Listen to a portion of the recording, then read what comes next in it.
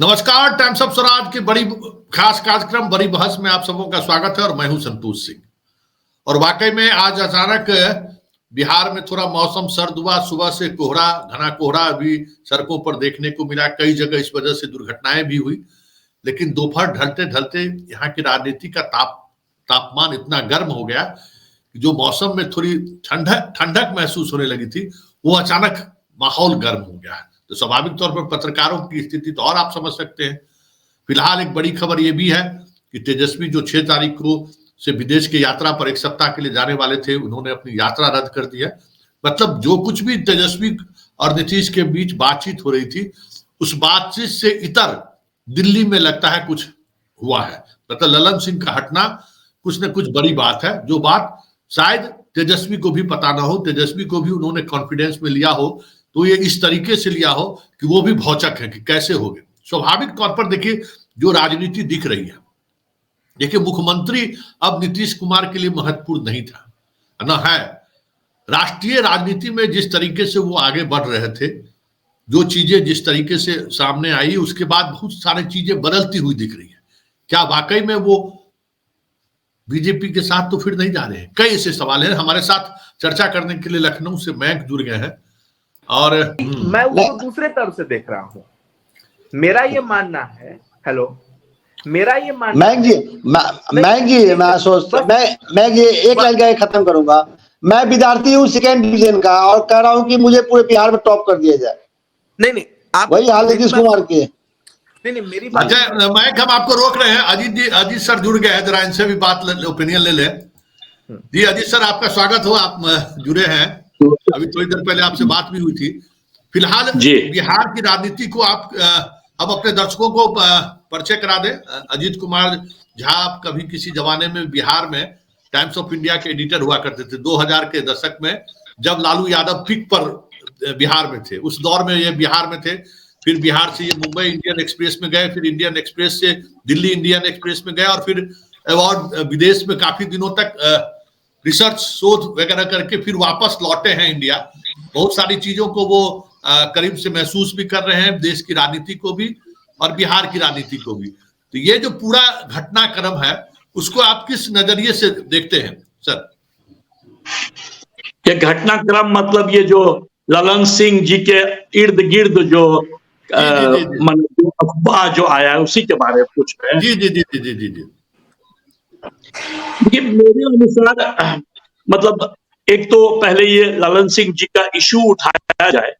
वो मुंगेर से लोकसभा एमपी हैं और मुंगेर का जो सोशल कॉम्पोजिशन है वो बेसिकली अपर कास्ट में भूमिहार वोटर्स और ओबीसी में यादव वोटर्स, ये 2 मेन राइवल्स वहां पर है। तो उस कारण ललन सिंह जी को लगा और जेडीयू को भी कि उनके लिए ये फाइट बड़ा टफ फाइट है। तो वो मुझे जो जानकारी मिली जेडीयू के सोर्सेस से कि वो डिस्कस किए नीतीश जी के साथ, मुझे यदि अवकाश दिया जाए from the position of JDU president, ताकि मैं कंसंट्रेट कर सकूं, नहीं तो ये लोकसभा सीट कहीं हाथ से ना निकल जाए। जबकि यूनिटी है बेसिकली कहने के लिए आरजेडी और जेडीयू के बीच, बट यही दलील दिया गया कि उनके लिए बड़ा टफ हो रहा है फाइट और उसलिए नीतीश जी वो बन जाएं जेडीयू के प्रेसिडेंट सिंबॉलिक लेवल पे और विजय चौधरी जी वर्किंग लेवल पे। यही मुझे जो है जानकारी पता चला। उसके बाद मैं एक्चुअली आया था घूमने के लिए बिहार किसी और कारण, तो मैं उतना ज्यादा ध्यान नहीं दिया। तब तक देखा कि कल रात तक ये बिल्कुल ड्रामा हो गया था और लग रहा था, कुछ लोग कह रहे थे कि वो ललन सिंह जी टूट के जा रहे हैं आरजेडी में, और उसके बाद खैर वो खंडन हो गया, उसका विथड्रॉल हो गया उनके रेजिग्नेशन का। मुझे ये जरूर लग रहा है कि जो कार्यकारिणी चल रहा है दिल्ली में, उसमें जेडीयू काफी प्रेशर में है। और प्रेशर में मेन कारण ये है कि देखिए यहाँ पर सिंगल लार्जेस्ट पार्टी यदि देखा जाए तो राजद है, नंबर 2 यदि देखा जाए कम से कम असेंबली लेवल पर तो भाजपा है, तो जेडीयू जो है तीनों पार्टी में नंबर 3 पर है, but at the same time आला कमान उसके हाथ पे है, मुख्यमंत्री जेडीयू से। और अभी जो सीट का वितरण लोग कर रहे हैं लोकसभा में, तो मुझे जो पता चला है कि 17 सीट जेडीयू, 17 सीट आरजेडी और करीब 5 सीट कांग्रेस और 1 सीट माले। अभी तक मुझे यही जानकारी हुई है। आप लोग बताएंगे, आप लोग यंगर पत्रकार हैं, आप लोगों के पास शायद लेटेस्ट इंफॉर्मेशन होगा। बट जेडीयू मेरे अनुसार इसलिए प्रेशर में है कि यदि आप परसेंटेज वोट देखें पिछले लोकसभा चुनाव का यदि लिया जाए, मैं हमेशा मयंक से जब बात करता हूं तो मैं हमेशा कहता हूं लोकसभा को असेंबली से ना कंपेयर किया जाए, लोकसभा को लोकसभा से किया जाए। उसको कहते हैं कि डोंट कंपेयर, अंग्रेजी में apples to oranges but oranges to oranges. तो यदि वो देखा जाए तो पिछले लोकसभा चुनाव में मेरे अनुसार, मुझे जो याद है, जो ये महागठबंधन का जो कॉम्बिनेशन था, और उसमें महागठबंधन था जेडीयू और बीजेपी का, तो उसको 52% वोट मिला था। यदि आप लोग करेक्ट करिएगा मुझे, आप लोग हो सकता है ज्यादा एक्यूरेट हो, मुझे जो याद है कि 52% वोट मिला था, राजद को करीब शायद 34 या 35% मिला था। तो दोनों के बीच बहुत बड़ा डिफरेंस है, और मेरे अनुसार वो सिग्निफाई करता है कि लोकसभा में भाजपा के पास अभी भी परसेंटेज वोट बहुत लार्ज है। जेडीयू और आरजेडी के कॉम्बिनेशन के बावजूद भाजपा के पास काफी सॉलिड वोटर बेस है लोकसभा लेवल पे, और साथ ही साथ उसके पास छोटे छोटे प्लेयर्स भी हैं, जैसे चिराग पासवान हो या मान लीजिए मांझी हो, या और भी छोटा मोटा और जो ग्रुप है। अभी वो बात कर रहा है लव एंड कुश फैक्टर का, तो ग्राउंड लेवल पे। अच्छा, दूसरी बात है, सरकार है बिहार में राजद और जेडीयू का कॉम्बिनेशन, नीतीश कुमार मुख्यमंत्री हैं, जो एंटी इनकम्बेंसी वोट बिहार में जो होगा वो चला जाएगा बीजेपी के पास, तो उसको डबल एडवांटेज मिलेगा। मतलब incumbency advantage of Modi ji, popularity of Modi ji, करिश्मा of Modi ji, and anti incumbency vote of the Nitish and RJD government. तो वो बड़ा कंफर्टेबल पोजीशन में है। तो जेडीयू ऑब्वियसली उसकी कार्यकारिणी में इस पर चर्चा हो रहा होगा सीरियसली, और उनको लग रहा होगा कि फाइट जो है बड़ा डिफिकल्ट है। और मान लीजिए कि कांग्रेस कल नहीं तैयार हुआ कि हम 5 सीट पर नहीं लड़ेंगे। पिछले बार कांग्रेस को एक ही सीट पे कांग्रेस जीता था, पर कांग्रेस यदि ये कहे कि भाई अब तो हमारा पीएम कैंडिडेट है, हम तो बड़े इंपॉर्टेंट प्लेयर हैं, यदि और ज्यादा मांग ले, तो इस गुत्था में सबसे जो हानि होगा इस इंडिया अलायंस में, वो शायद मेरे अनुसार जेडीयू को होगा। जेडीयू का वैसे भी कास्ट बेस जो है वो बहुत छोटा है।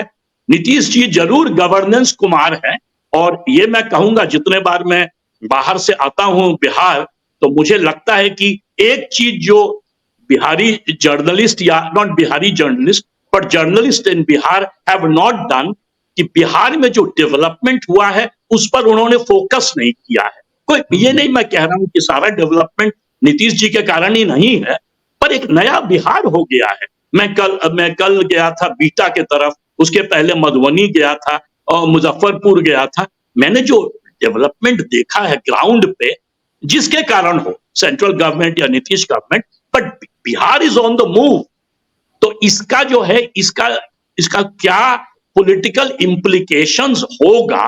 नेचुरली एक इंप्लीकेशन होगा कि जाति उतना इंपॉर्टेंट फैक्टर नहीं है जितना कि 1990 में था। जब मैं यहां पर संपादक था टाइम्स ऑफ इंडिया में, उस समय जो मंडल वर्सेस कमंडल था, वो बिल्कुल मतलब नहीं होता है, एक तरह से ओबीसी पुश नीचे से और उधर से जो है कमंडल फोर्सेस का, वो अब कन्वर्ट कर गया है इनटू, जिसको अंग्रेजी में कहते हैं एस्पिरेशनल क्लास, है ना। जो मोदी जी जो नहीं बोले कि भाई 4 तरह का क्लासेस है, उसमें से एक गरीब, एक औरत, एक ट्राइबल, तो वो मुझे लगता है कि to a great extent Bihar में भी हुआ है।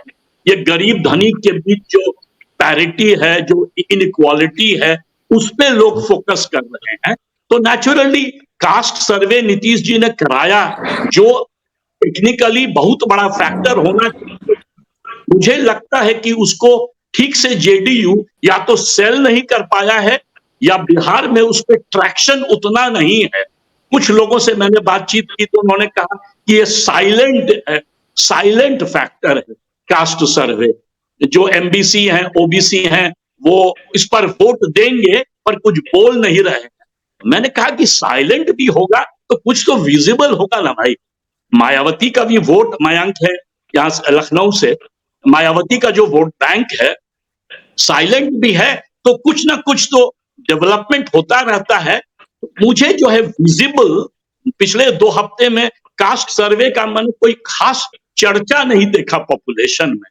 तो ऑन द होल मुझे लग रहा है कि जेडीयू आरजेडी कॉम्बिनेशन है बहुत सॉलिड, रॉक सॉलिड है अभी।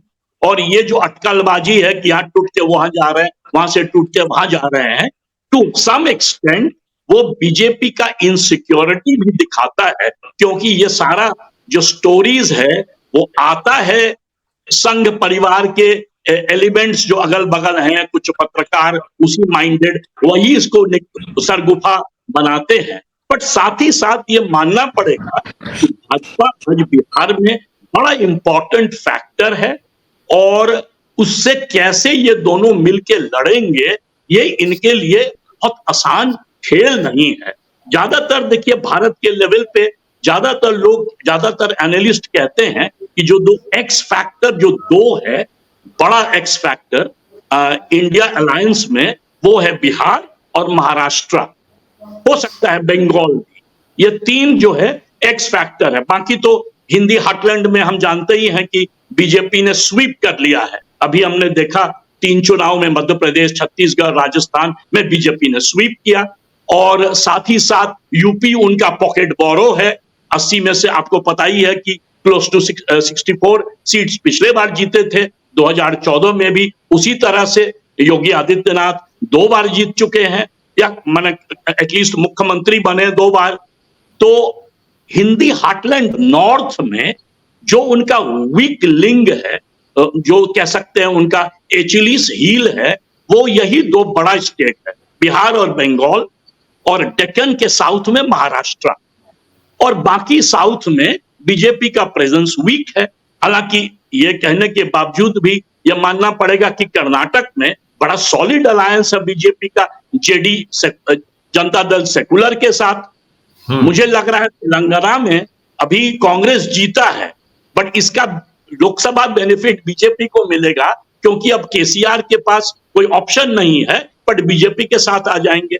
तो तेलंगाना में भी उनको एडवांटेज। नवीन पटनायक कहते हैं मैं किसी के साथ नहीं हूं, पर भाजपा को पीछे से सपोर्ट करते हैं। वही हाल है आंध्र प्रदेश में। तो एक तरह से बीजेपी को एडवांटेज तो है ही, और 300 सीट लाना बीजेपी के लिए कोई बड़ी बात नहीं। लोकसभा चुनाव 2024 में मैं बार बार जब लोग कहते हैं कि ए भाई नीतीश कुमार वापस जा रहे हैं बीजेपी में, तो मैं हमेशा उनको मजाक में बोलता हूं कि भाजपा को जरूरत क्या है नीतीश कुमार का? वो तो खुद ही अकेले 300 सीट ला सकते हैं। और अमित शाह का क्लेम है, या पार्टी का क्लेम है कि इस अब की बार 400 पार, तो 400 नहीं भी आए, मान लीजिए एनडीए को यदि 350 भी आ जाए पिछले 2019 के तरह बिना बालाकोट के, तो फिर नीतीश कुमार की जरूरत तो है नहीं। तो उस तरह से देखिए तो एडवांटेज है बीजेपी। बट बिहार में आज भी मैं ये अब आज भी मानूंगा कि नॉर्थ में बिहार बंगाल के तरह बीजेपी का वीकेस्ट लिंक है हिंदी हार्टलैंड। आपको लगता है कि नीतीश बीजेपी के साथ जा सकते हैं? मुझे लगता है कि यदि उनका मन भी हो, इसलिए देखिए मन क्यों होगा, ये पहला सवाल, रैशनल सवाल उठाना चाहिए। मन इसलिए शायद हो कि जब ये इंडिया अलायंस उन्होंने बनाया, पटना से स्टार्ट किया, फिर बेंगलुरु और बॉम्बे, और हमेशा लोगों को लगा कि कांग्रेस का पीएम कैंडिडेट भी होगा तो नीतीश जी कोऑर्डिनेटर बनेंगे। तो वो जो पिछला मीटिंग हुआ दिल्ली में 19 तारीख को शायद, उसमें लगा कि नीतीश जी थोड़े दुखी हैं।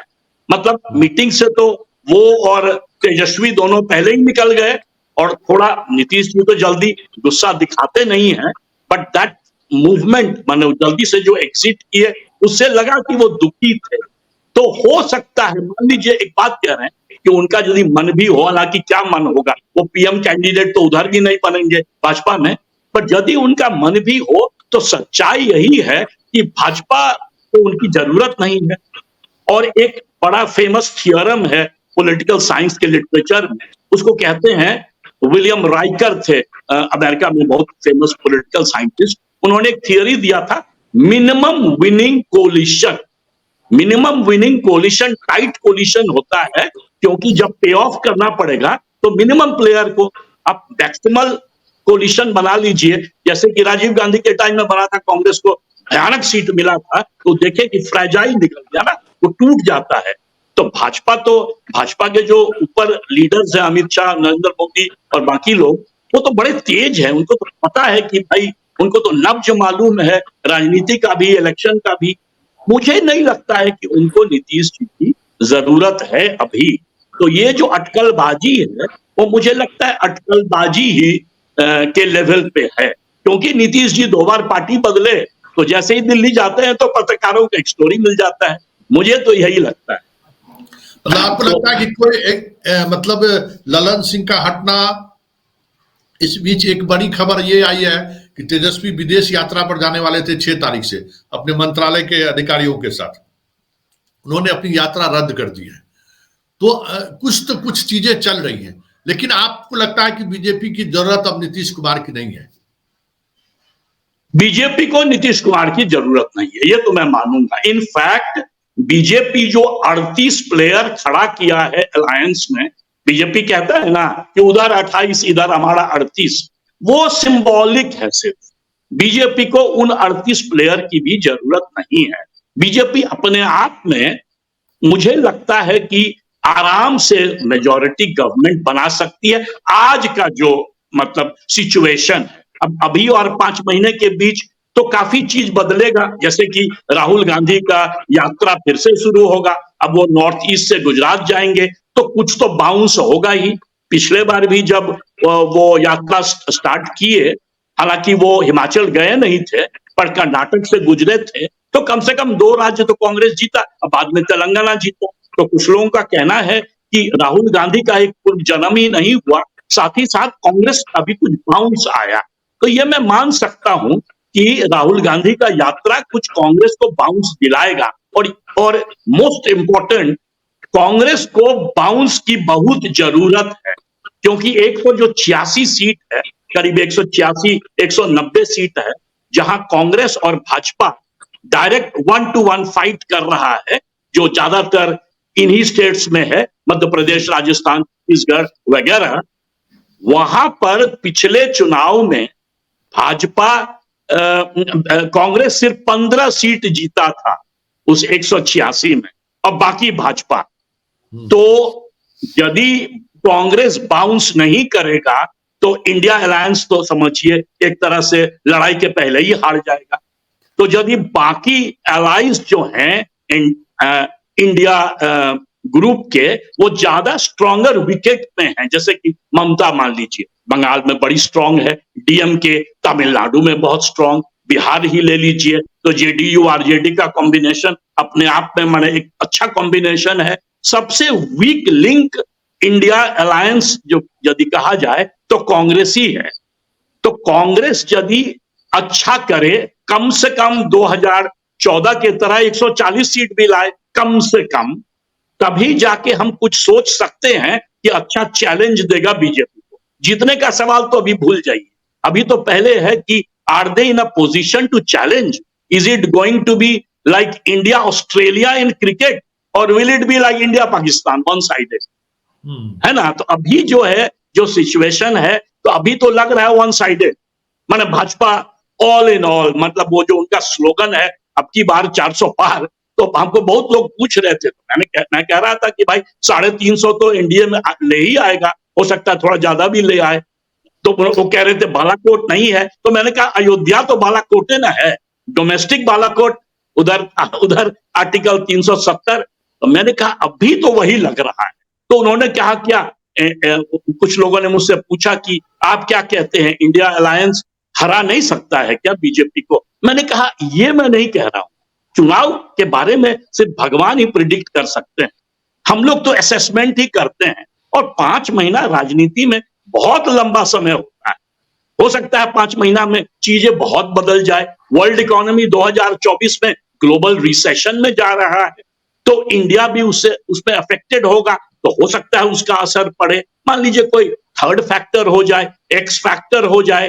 तो मैंने कहा ये मैं नहीं कह रहा हूं, मैं ये कह रहा हूं जो कि स्टैटिस्टिक्स में कहा जाता है, the probability of BJP winning is very high, the probability of India winning and beating BJP is very low.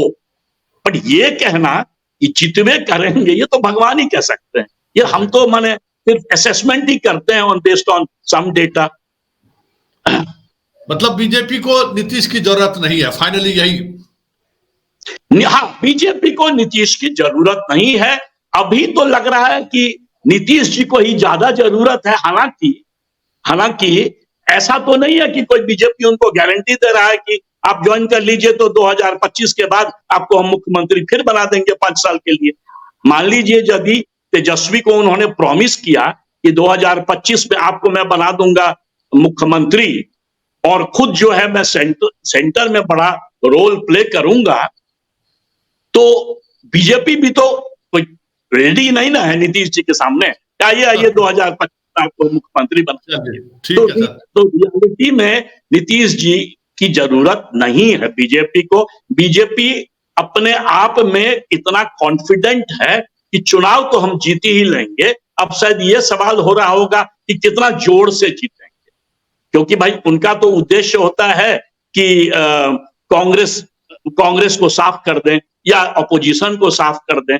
तो अब वो जो है वो मुझे लगता है थोड़ा मुश्किल होगा। देखिए, बहुत ज्यादा इंडिया अलायंस को अंडर एस्टिमेट नहीं करना चाहिए, कम से कम स्ट्रेटेजिकली। क्यों? क्योंकि यदि इंडिया अलायंस का जो मेन पर्पस है कि डिवाइडेड नहीं हो अपोजिशन वोट, यही ना आइडिया है कि हर जगह 1 to 1 फाइट हो। ये अपने आप में ये एक्सपेरिमेंट पहली बार हुआ है मेरे अनुसार। पहले जो था यूपीए अलायंस, एनडीए अलायंस, वो कभी पोस्ट पोल होता था, प्री पोल होता भी था, तो इस तरह से नहीं कि इस सीट पे आप लड़ेंगे तो उस सीट पे हम लड़ेंगे, ये नहीं था। तो ये सच में भारत के कोलिशन गवर्नमेंट के हिस्ट्री में पहली बार एक नया कदम। यदि ये ग्राउंड पे वर्क किया, बट वर्क करने के लिए बहुत फैक्टर चाहिए। सबसे पहला फैक्टर चाहिए कि 1 to 1 हो लड़ाई, ये नहीं कि 5 इंडिपेंडेंट कैंडिडेट कूद जाए या बीजेपी कुछ लोगों को पीछे से खड़ा कर दे, तो फिर तो कुछ वितरण हो जाएगा वोट का। तो 1 to 1 हो पहला। दूसरा है कि ट्रांसफर ऑफ वोट हो, जो कि 2015 में राजद और जेडीयू में ट्रांसफर ऑफ वोट बहुत अच्छा हुआ था। तो उस तरह से हर जगह पूरे भारत में ट्रांसफर ऑफ वोट हो, जैसे कि मान लीजिए समाजवादी पार्टी का वोट कांग्रेस को मिले यूपी में, जहां जहां कांग्रेस खड़ा होगा। ये सब कहना बड़ा आसान है, ग्राउंड पे करना बड़ा मुश्किल होता है। तो ये सब हो तो ये अपने आप में एक बहुत बड़ा एक्सपेरिमेंट है, ये तो मानना पड़ेगा। मेरा एक एडवाइस होता, हमसे यदि इंडिया अलायंस वाले पूछते कि इसको कैसे सॉलिडिफाई करें, तो मैं उसमें 4 फैक्टर और जोड़ देता। मैं सबसे पहले जोड़ता कि आप 28 पार्टी हैं, एक कॉमन सिंबल पे लड़िए। कॉमन सिंबल, कांग्रेस का सिंबल सबसे वेल नोन सिंबल है हाथ। सारे पार्टीज जो है हाथ के सिंबल पर लड़े। यदि वो मुझसे पूछता कि ये पहले कभी हुआ है, तो मैं कहता 1977 में भाजपा एक तरफ, सीपीएम एक तरफ मिलके भारतीय क्रांति दल के हल पे लड़ा था, उसके सिंबल पे। तो वोटर को लगता है ना, कंफ्यूजन नहीं होता है। बगल वाले कंस्टिट्यूएंसी में आरजेडी, उसके बगल में जेडीयू, उसके बगल में कोई सीपीआईएमएल माले, तो वोटर कंफ्यूज कर जाता है ना सिंबल पर। तो मैं ये कहता कि एक सिंबल पर लड़ने से एक यूनिटी ऑफ पर्पस आता है, पहला चीज। दूसरा मैं कहता कि भाई ट्राई एंड जो छोटे छोटे पार्टीज है ना, उस पे एक तरह का यूनिटी अभी से शुरू करें। जैसे कि let me give you an example, Russia China दोनों अलाई बन गया है आज, एकदम बड़ा दोस्त। एक जमाने में दोनों शत्रु था। उस ग्राउंड पे सीपीआई टूटा था 64 में सीपीआईएम में, उसके बाद 69 में माले सीपीआईएमएल में, उसके बाद सीपीआईएमएल 26 ग्रुप में टूट गया था। मैं कह रहा हूं कि भाई आज तो रशिया चाइना एक साथ है। उसका main basis of the fight was this. Russia कुछ माओविस्ट थे, कुछ मान लीजिए सोवियत यूनियन के सपोर्टर्स थे। तो मैं कहता हूं why don't you start a unity effort, have one united communist party to begin with, है ना। उसी तरह से जैसे डीएमके पीएमके और भी 3-4 ग्रुप हैं तमिलनाडु में, और सारे इंडिया अलायंस के मेंबर। तो मैंने कह रहा हूं कि भाई वोटर को लगेगा कि अलग अलग इतना छोटा छोटा आउटफिट क्यों है, आप लोग सब मिलिए, डीएमके ही नाम दीजिए या कोई दूसरा नाम दीजिए, पर सब मिलिए। उसी तरह से ले लीजिए बंगाल, एक तरफ सीपीएम, एक तरफ टीएमसी, एक तरफ कांग्रेस। अब सीपीएम जो है वो अपना आइडेंटिटी खोना नहीं चाहता है, तो ममता को सपोर्ट नहीं करना चाहता है। मैं तो कहूंगा कि सपोर्ट ही नहीं, you must try and form, आज नहीं 5 महीने में नहीं, but in the long term one political party. आखिर बीजेपी का एडवांटेज क्या है? बीजेपी का एडवांटेज है it's a dominant party, it's a hegemonic party, it has one leader, it has one ideology, it has a lot of resources. तो मैं कहूंगा imitate ना करें बीजेपी की आइडियोलॉजी को, बट बीजेपी को और के ऑर्गेनाइजेशन को इमिटेट करें, उससे बेटर बनाएं। ज्यादा फैले हुए हैं, देखिए बीजेपी साउथ में वीक है, इंडिया अलायंस साउथ में भी है। तो मैं कहूंगा ऑल इंडिया लेवल पर जो एक जमाने में कांग्रेस था उस तरह से बनाएं। बहुत सारे जो प्लेयर्स हैं, इंपॉर्टेंट प्लेयर्स आज इंडिया अलायंस में, वो सारे कांग्रेसमैन थे, है ना। महाराष्ट्र ले लीजिए, शरद पवार, ममता बनर्जी ले लीजिए, ये सारे कांग्रेस से निकले। लेट कांग्रेस से कि ऑल कांग्रेस पर्सन, मेल और female, come back to Congress party, we will give them very important post. तो तब ना वोटर को लगेगा कि सीरियस अटेम्प्ट है at party formation, at coalition formation, at unity of purpose. और अभी जो है, अभी तो वोटर को लगता है क्या है, ये सब तो मेढक है इलेक्शन वाला, कन्वीनियंस चुनाव आ रहा है तो सब लोग साथ आ रहे हैं, और कल यदि हारेंगे तो 28 टुकड़े में बंट जाएंगे, कल यदि जीत जाएंगे तो फिर 28 टुकड़ा लड़ने लगेगा कि हम पीएम तो तुम पीएम। इसको हटाना पड़ेगा ना। बीजेपी का जो एक कारण, बहुत नॉन बीजेपी माइंडेड लोग भी बीजेपी की तरफ अट्रैक्शन होता है। जैसे कि मान लीजिए economists, they love BJP, why? Because जब डोमिनेंट पार्टी होता है तो स्टेबिलिटी मिलता है इकोनॉमी को, कॉन्टिन्यूटी मिलता है। 10 साल से मोदी जी हैं, उनको लगता है 15 साल 20 साल मोदी जी रहेंगे, तो कॉन्टिन्यूटी ऑफ पॉलिसी होता है ना, इन्वेस्टर्स आते हैं। ये चीज इंडिया अलायंस को समझना पड़ेगा। आज इस चुनाव में, ये चुनाव क्यों अलग है पिछले चुनाव से या पिछले कुछ चुनाव से? व्हाई इज 2024 वेरी इंपॉर्टेंट मेरे अनुसार? Because 2024 is changing the grammar of Indian election. The grammar of Indian election was multi party झगड़ा। ये इलेक्शन हो गया है, अंग्रेजी में उसको कहा जाता है अमेरिका में टू वे हॉर्स, है ना, 2 हॉर्स रेस। 2 तरफ, एक तरफ एनडीए मतलब लार्जली लेड बाय बीजेपी, एक तरफ इंडिया अलायंस। तो इसका मतलब it is moving towards elections in America and England. वहां है ना डेमोक्रेट वर्सेस रिपब्लिकन। इंग्लैंड में तो अब छोटा छोटा 3-4 पार्टी बन गया है, पर जब मैं स्टूडेंट था इंग्लैंड में तो वहां पर largely it was conservative versus labour. 19th century में इंग्लैंड में था लिबरल्स वर्सेस कंजर्वेटिव। तो 2 पार्टी सिस्टम जो है वो स्ट्रेंथ होता है डेमोक्रेसी का। तो ये एक बड़ा अच्छा चीज है। 2024 में पहली बार भारत में एक तरह से 2 हॉर्स रेस हो रहा है। लार्जली छोटा छोटा पार्टी, मान लीजिए मायावती अलग है या उधर नवीन पटनायक अलग है, वो सब अलग बात है। Largely 70% of the voters would be divided between NDA and India. So this is very positive. और उस सेंस में India alliance has done a great job. But interesting question is, has India alliance is it in a position to beat the BJP? मैं कहूंगा पहले get ready to challenge the BJP, तब बाद में बात होगा कि हरा सकते हैं कि नहीं। चलिए, बहुत बहुत धन्यवाद सर, बहुत बहुत थैंक यू सर। फिर मिलते हैं, कल मिलते हैं, फिर और बातचीत होगी सर। थैंक यू संतोष, बहुत थैंक यू। तो आपने अजीत कुमार झा जी को सुना, और वाकई में भारत और भारत के बाहर रहने के बाद पत्रकारिता का नजरिया एक अपना अलग नजरिया होता है। इसलिए हमने विशेष तौर पर इन्हें आमंत्रित किया था कि इन चीजों को लेकर क्या सोचते हैं जो अभी चल रहा है। बहुत सारी चीजें स्पष्टता के साथ आई, क्योंकि इंटरनेशनल पॉलिटिक्स, वो पॉलिटिक्स में किस तरीके की नैरेटिव्स काम करते हैं, इकोनॉमिक्स का एक अपना अलग प्रेशर ग्रुप होता है, तो वो सारी चीजें समझने को मिला। और इनका भी मानना है कि नीतीश को लेकर बीजेपी में कोई दिलचस्पी हो, ये बहुत बड़ी बात है। उनको नीतीश की जरूरत नहीं है, और अगर नीतीश की जरूरत बीजेपी को आज भी महसूस हो रही है तो इसका मतलब कुछ न कुछ बात तो जरूर है। चलिए, इस बड़ी बहस को यहीं खत्म करते हैं, फिर किसी नए मुद्दों के साथ हमारी आपकी मुलाकात होगी। फिलहाल हमें इजाजत दीजिए, नमस्कार।